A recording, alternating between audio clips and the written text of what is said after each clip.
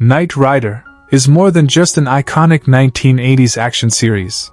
It's a cultural phenomenon that captivated audiences around the world. But behind the fame and fast-paced adventures were real-life struggles and shocking turns of fate for the cast members. From tragic accidents that altered their careers to unexpected paths life has taken them on, the stories of the stars are filled with drama that rivals the show itself. As we step into 2025, where are the faces of Knight Rider now? Dive into this compelling journey and uncover the twists and turns that shaped their lives over the decades. David Hasselhoff, who played the iconic Michael Knight, was just 30 years old when Knight Rider launched in 1982. His character, a charming yet brooding crime fighter with a mysterious past, became a pop culture legend. Though he seemed to live the dream, Hasselhoff's life was marred by personal tragedies and internal battles. He married actress Catherine Hickland in 1984, but the union ended in divorce by 1989. His second marriage to Pamela Bach lasted longer, yielding 2 daughters, Taylor and Anne Haley, but was plagued by turmoil and public disputes, ultimately dissolving in 2006. Hasselhoff struggled with alcoholism for decades, enduring multiple stints in rehab and a viral video that shattered his public image. Career-wise, post-Knight Rider was a mix of minor successes and humiliating lows, especially in the US, though he found fleeting redemption through German pop music fame. His strained relationship with his daughters has been a source of heartbreak, and despite a recent third marriage to Haley Roberts, stability remains elusive. As of 2025, Hasselhoff is 73, his net worth estimated at $10 million, though much is tied up in royalties and overseas projects. He now lives a quieter life in California, far from the spotlight he once basked in, haunted by memories of fame and family fractures. Edward Mulher, who portrayed the sophisticated Devon Miles, was 59 when Knight Rider first aired. As the stoic British liaison between the Foundation for Law and Government and Michael Knight, he lent an air of elegance and gravitas to the show. Off-screen, however, Mulher's life was one of quiet loneliness. He never married, and though rumors of a long-standing relationship with a fellow actor circulated, it was never publicly confirmed. He lived a mostly private life in Los Angeles, often retreating to his book-filled home and spending evenings in solitude. Mulher's post-Knight Rider career faded into obscurity, and he found himself increasingly disconnected from Hollywood's fast pace. Diagnosed with lung cancer in the mid-1990s, he fought the illness in silence, only informing close friends months before his passing. His final years were filled with regret over missed opportunities, for love, for a family, for deeper roles beyond the genteel characters he so often played. Edward Mulher passed away on May 24, 1997, at the age of 74. His modest estate, estimated at $1.5 million, was quietly divided among nieces and nephews in Ireland, the homeland he often longed to return to but never did. Richard Basehart, who provided the solemn voice of Wilton Knight, was 68 when the series premiered. His narration lent the show a mythic tone, as if Michael Knight were a lone knight in a futuristic fairy tale. Basehart, already a veteran actor by then, had known fame but little peace. His first marriage to Stephanie Klein ended in tragedy when she died young, leaving him to raise their son alone.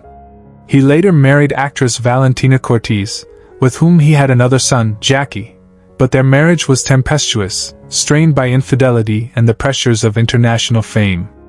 Basehart's career declined sharply after Knight Rider, and he turned to alcohol in his later years, often drowning in sorrow over the distance from his children and his fading relevance. Among the many tragedies he faced, the loss of friends to addiction, bouts of depression, estrangement from his eldest son, and a stroke that left him partially impaired. Richard Basehart died on September 17, 1984, at the age of 70 from a series of strokes. At the time of his death, his estate was estimated at around $2 million, wealth he rarely enjoyed in his reclusive final years spent in Rome, far from Hollywood's glaring lights. Phyllis Davis, who portrayed the seductive and manipulative Tanya Walker, was 42 years old during her time on Knight Rider. Her character, responsible for the attempted murder of Michael Long, stood in stark contrast to Davis's real-life struggles for recognition in a male-dominated industry. Davis never married, though she had a long on-again, off-again relationship with actor Dean Martin in the 1970s that left her emotionally scarred. She longed for children but never had any, often speaking of the family that never was, in interviews during her later years. After Knight Rider, roles became scarce, and Davis found herself typecast or outright ignored by casting directors. She battled with depression and was reportedly devastated by the deaths of several close friends from the Vegas entertainment circle she once thrived in. Financial troubles forced her to sell her home in the early 2000s, and she spent her final years in a small apartment in Henderson, Nevada. Diagnosed with cancer in 2013, she passed away on September 27 of that year at age 73. Her estate, estimated at just $400,000, was left to a few distant relatives, and her legacy remains largely forgotten, an echo of an era when women like her were admired but rarely truly understood. Joanna Pettit, who played Christina Michaels, was 39 years old when the series began in 1982. Her portrayal of the mysterious and conflicted Christina, an old flame of Michael Knight, was brief but memorable, adding a layer of romantic tension and depth to the story. Though her career was once filled with promise in the 1970s, by the time Knight Rider came along, her star was already dimming. After the series, she found it difficult to land major roles, often relegated to B-movies and obscure television appearances. She married actor Alex Cord, and the union bore one son, Damien, whose tragic death from heroin overdose in 1995 shattered her. Their marriage, already strained by infidelity and financial ruin, soon ended in divorce. Pettit withdrew from the spotlight and struggled with depression, financial instability, and a battle with breast cancer in the early 2000s. She lost close friends to AIDS and suicide and reportedly lived a reclusive life in a modest condo in California. In 2025, she is 82 years old, rarely seen in public, and survives on a small pension and residuals, with an estimated estate of $400,000. Her beauty and talent once lit up the screen, but the years have been unkind, leaving behind only the faded glimmers of a once glorious past. Peter Penrose, portraying Reginald Cornelius III, RC3, was only 22 years old when he took on the role of the smooth-talking, tech-savvy driver and ally to Michael Knight in the later seasons. His youthful energy and charm gave a new edge to the series, but the momentum of fame never carried over after Knight Rider ended. Though he would later find some success on daytime soap operas, much of his career was overshadowed by typecasting and roles that underutilized his talent. Penrose married actress Jerry Morgan, and they had 2 children, Julian and Madison, but the marriage crumbled after 20 years due to long periods of separation and his ongoing battle with alcohol dependency. He lost both parents within the same year, suffered a major car accident in 2012 that left him with chronic pain, and publicly struggled with bankruptcy in 2015. In the years that followed, Penrose became a motivational speaker for recovering actors, although quietly battling depression. Now 65 in 2025, he lives modestly in a small Georgia town, focusing on local theater. His estimated estate is valued at $600,000, far from the stardom he once touched, but just enough to survive on memories and fading echoes of applause. Sean-Ora Engerman, who played Jennifer Knight, the enigmatic heiress and cousin of the show's central figure, was just 23 when she entered the high-octane world of Knight Rider. Her performance was elegant but fleeting, a symbol of wealth and secrecy in a storyline dominated by speed and danger. Following the show, her career faltered. While she made a few scattered TV appearances, the spotlight quickly shifted elsewhere. Engerman married businessman James Hamilton, a marriage arranged more for convenience than love. They had 3 children, Stephanie, Drew, and Camila, but the family suffered under the weight of public scandal after James was indicted for tax evasion in the early 2000s. The marriage ended bitterly, and Shawn found herself raising the children alone while struggling with chronic anxiety and agoraphobia. Her younger sister's suicide in 2007 left an unhealable scar. She briefly turned to music, but even that was short-lived. In 2025, she is 66, living in near isolation in a gated community in Arizona. Once a beauty queen with a future full of lights, now she exists in silence and guarded privacy. Her estate, once sizable, has dwindled to approximately $300,000 after legal battles and years of financial mismanagement.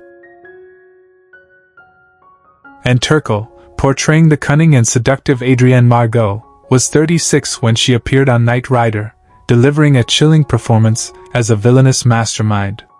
Her character was a departure from the damsel archetype, calculating, powerful, and dangerously charming. Turkel's career, however, suffered the fate of many beautiful actresses of the time, typecasting and slow erasure. After her high-profile marriage to actor Richard Harris collapsed in 1982 following years of infidelity, substance abuse, and emotional turmoil, Turkel never remarried. They had no children, but their toxic love remained a shadow over her personal life. She lost her younger brother to suicide, suffered a miscarriage in 1985, and endured a stalker incident that haunted her for years. In her later years, she attempted a comeback through small horror films and reality TV appearances, but Hollywood never embraced her again. Now 79 in 2025, Turkel lives alone in a rent-controlled apartment in Manhattan. Her once glamorous life has been reduced to quiet evenings, old film reels, and occasional public appearances for retro conventions. Her estate is valued at $500,000, more memory than fortune, sustained by the ghosts of stardom past. Catherine Hickland, who played Stevie Mason, was 26 years old when she appeared on Knight Rider, portraying a compassionate and intelligent attorney with a deep connection to Michael Knight. Her role, though brief, left an indelible mark as a symbol of love lost. Off-screen, Hickland's life echoed the melancholy of her character. She married David Hasselhoff in 1984, but the union crumbled within 5 years, plagued by public pressure and conflicting careers. She later wed producer Michael E. Knight, yet that too ended in divorce after nearly 14 years. Catherine had no biological children, a quiet sorrow she rarely spoke of, though she was a loving stepmother. Professionally, her career waned after the 1990s, relegated to sporadic soap opera appearances and voice work. Tragedy followed her in whispers: her brother's sudden death, the loss of both parents within 2 years, and a near-fatal car crash in 2002 that left her with lasting injuries. Financial difficulties in the early 2010s forced her to sell her California home and move to Nevada. Now 69 years old in 2025, she lives modestly, mostly out of the public eye, offering occasional hypnotherapy sessions. Her estate is estimated at around $500,000, much of it tied in personal property and small business earnings. Pamela Susan Shoop, portraying the composed and charming Karen Forrester, was 34 years old when she joined Knight Rider, bringing depth and elegance to a supporting role often overlooked. Behind her poised exterior lay a life marked by quiet heartbreak. She married actor Terrence Hines in 1978, but their marriage ended in a difficult and highly private divorce in the early 1990s. The couple had one son, Mitchell, who distanced himself from Hollywood and eventually from his mother. Pamela struggled with career stagnation after the 80s, relegated to guest appearances and commercial work that barely kept her afloat. She battled depression for much of her adult life and entered rehab twice for prescription drug addiction, once in 1995 and again in 2003. In 2011, she lost her home in a California wildfire, barely escaping with her 2 dogs. Her mother's prolonged illness and death in 2014 left her emotionally hollow. Now 77 in 2025, she lives in assisted care in Arizona, having suffered a mild stroke in 2022 that limited her mobility. Few remember her screen work, and fewer visit. Her estate is modest, valued at approximately $300,000, mainly from residuals and a small inheritance. George Murdoch, who played the calculating and often morally ambiguous Stanton, was 56 years old when he took on the role in Knight Rider. His performance, though brief, was magnetic, marked by a quiet intensity that made him a fan favorite. Off-screen, however, his life was a storm of professional disappointment and personal sorrow. A lifelong bachelor, Murdoch never married, citing an inability to stay still long enough to build a life. He had one estranged daughter from a short-lived relationship in the 1960s whom he only met once in the early 2000s. After Knight Rider, his career dwindled to minor roles, many uncredited, and voice acting gigs to pay bills. His final years were marred by a bitter feud with his siblings over inheritance, a battle he lost, further isolating him. Diagnosed with cancer in 2010, he declined aggressive treatment, choosing instead to face death quietly and alone. He passed away on April 30, 2012, at 81, in a small hospice in Burbank. His funeral was attended by less than a dozen people. Murdoch's estate was valued at a modest $200,000, most of which went unclaimed due to legal complications and unresolved debts. Jack Starrett, portraying the rugged and explosive Sonny Martin, was 46 years old during his Knight Rider days, known for delivering performances filled with raw energy and inner turbulence. Much like the character he played, Starrett lived on the edge, his life a tapestry of conflict, intensity, and profound loss. He married actress Valerie Starrett in the early 70s, a union that ended violently amid rumors of substance abuse and infidelity. They had one daughter, Jennifer, whom Jack rarely saw after the divorce. His career collapsed after Knight Rider, with Hollywood turning its back due to his unpredictable behavior on set and worsening alcoholism. He was arrested multiple times in the 80s, including for assault and driving under the influence. In 1987, he attempted suicide following the death of his close friend and fellow actor Warren Oates. Though he survived, the incident left him mentally fragile. Jack died young, on March 27, 1989, at just 52 years old, from complications related to kidney failure brought on by years of heavy drinking and untreated hypertension. He died penniless, alone in a shabby Los Angeles motel. His estate was estimated at less than $50,000, mostly consisting of debts and unpaid taxes. Patricia McPherson, who played the brilliant and soft-spoken technician Bonnie Barstow, was 28 years old when Knight Rider premiered in 1982. Her role as the show's mechanical genius brought an understated strength and intelligence that quietly grounded the series. Though she became a fan favorite, McPherson's acting career dwindled after Knight Rider, with sporadic guest appearances that never matched her early promise. Her personal life remained guarded and painfully private. She married a wildlife photographer, Mark Templin, in the late 80s, but the marriage was short-lived and childless. In interviews, she hinted at miscarriages and a sense of emotional distance that haunted their union. After the divorce, McPherson withdrew from Hollywood completely, devoting herself to environmental activism but often battling loneliness. She never remarried. Her relationship with her estranged mother remained unresolved at the time of her passing. She suffered from depression and a long battle with breast cancer, which claimed her life in 2023 at the age of 70. Her modest estate, largely consisting of property and donations left to wildlife charities, was valued at approximately $850,000. She was remembered by fans, but her final years were spent largely in solitude, surrounded only by the nature she fought to protect. Anne Lockhart, portraying the stoic and loyal Morella, was 29 years old when she stepped into the high-tech espionage world of Knight Rider. Known for her grace and poise, Lockhart brought an air of mystery to the screen. Born into Hollywood royalty as the daughter of June Lockhart, expectations were suffocating. Her post-Knight Rider career failed to reach the heights many predicted, her roles relegated to low-budget sci-fi and voiceover work that offered little satisfaction. She married assistant director Adam Capps in 1986, and the union was marked by tension and infidelity.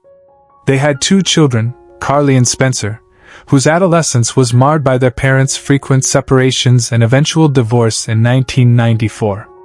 Lockhart's grief deepened when her daughter Carly was diagnosed with bipolar disorder and went missing for 3 months in 2008, a trauma and rarely spoke of publicly. She also lost a brother to suicide and endured 2 house fires within a decade.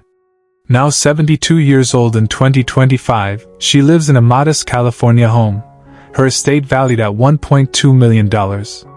Though she occasionally teaches acting workshops, Lockhart is reclusive and often nostalgic, spending much of her time writing memoirs that, as of yet, remain unpublished.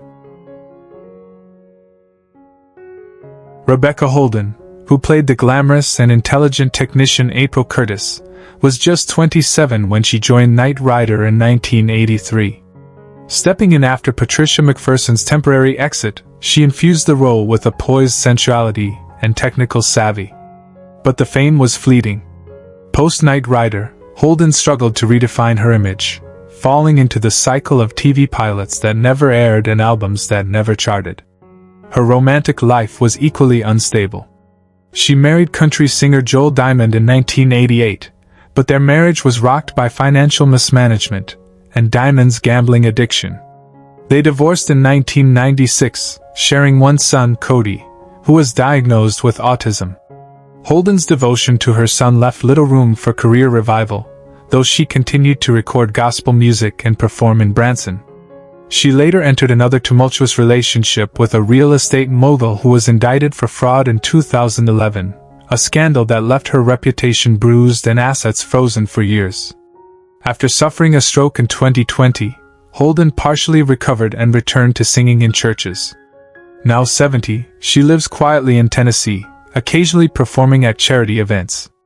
Her estate is estimated at $600,000, the remnants of a life once lit by fame but dimmed by sorrow and resilience. Who is your favorite character from Knight Rider? How does it feel knowing that some of the actors are no longer with us? Share your thoughts in the comments below. If you enjoy this type of content, don't forget to like the video, subscribe to the channel, and hit the notification bell to stay updated on future uploads. Thank you for your support.